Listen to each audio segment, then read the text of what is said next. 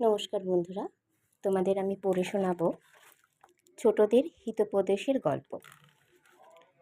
চালাক কাকের গল্প। অনেক দিন আগে এক কোকিল আর কাক বাস করত ঘন জঙ্গলে। জঙ্গলটা গ্রামের কাছাকাছি ছিল। তারা সেখানে থাকতো আনন্দের সঙ্গে। তাদের মধ্যে ছিল সুন্দর সম্পর্ক। দেখতে দেখতে এসে গেল শীতকাল। পুকুর, জলাশয়, নদী শুকিয়ে খটখটে। কোকিল আর কাক খাবার পাচ্ছে না। তাদের অবস্থা হলো শোচনীয়। তারা ভাবল গ্রামে গিয়ে খাবারের সন্ধান করবে।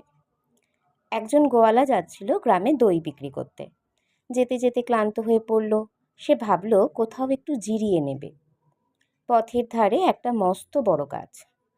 গাছের তলায় বসে পড়ল বেচারি। দইয়ের হাঁড়িটা রাখলো মাটির ওপরে, ঘুমিয়ে পড়ল। সেই সময় কাক আর কোকিল খুব ক্লান্ত হয়ে পড়েছে। তারা গাছের ডালে বসলো একটু বিশ্রাম নেবে বলে। গোয়ালা তার দইয়ের পাত্রটা খোলা রেখেছিল। কাক পিটপিট করে তাকালো, দেখল এক হাঁড়ি ভর্তি দই। কোকিল বন্ধুকে সে বলল, বন্ধু এসো, ওই হাঁড়িতে দই আছে। আহা, ভারী মিষ্টি। আমরা গিয়ে একটু চেখে দেখি। কোকিল বলল, এটা কি করে সম্ভব? কাক বলল, আমার দিকে তাকাও। আমি উড়ে ওই হাঁড়িটার ওপরে গিয়ে বসবো। ঠোঁটে করে খানিকটা দই তুলে নেব, তারপর এখান থেকে উড়ে চলে যাব। কাক যা বলল কোকিল তাই করল। ভারী খুশি হয়েছে সে। আহা, এমন দই অনেক দিন খেতে পায়নি। বারবার ঠোঁটে করে দই খেতে লাগলো সে। ইতিমধ্যে গোয়ালার ঘুম ভেঙে গেছে। সে মাথায় দইয়ের হাঁড়িটা তুলে নিল, এগিয়ে চলল আপন পথে। কোকিল কাককে সাবধান করে দিয়ে বলল, তুমি ভবিষ্যতে এমন কাজ আর কখনো করো না। যদি একবার লোকটা তোমাকে দেখতে পায় তাহলে সর্বনাশ। কাক বলল, সে আমাদের দেখতেই পাবে না, আমরা তাকে বোকা বানিয়ে দেব। কোকিল বারবার তাকে সাবধান করে দিচ্ছে, কিন্তু কাক তা শুনল না।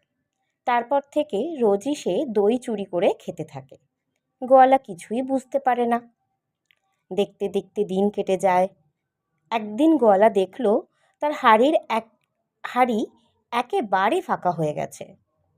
তারপর সে চারপাশে তাকালো। কাছাকাছি একটা কাক আর একটা কোকিল উড়ছে। সে সব কিছু বুঝতে পেরেছে। কাকের ঠোঁট দইয়ে মাখামাখি। গোয়ালা ভীষণ রেগে গেল। তাদের দেখে একটা পাথর ছুঁড়ে মারল। কাকটা একটু উঁচুতে উড়ছিল, ফলে তার কোনো ক্ষতি হলো না। ওই পাথরের টুকরোটা অসহায় কোকিলকে আঘাত করল। কোকিলটা সেখানেই মরে গেল। সরল কোকিল বুঝতে পারেনি যে অসতের সঙ্গে থাকলে সর্বনাশ হয়ে যায়। তাই বন্ধুরা, সবসময় অসৎ সঙ্গ ত্যাগ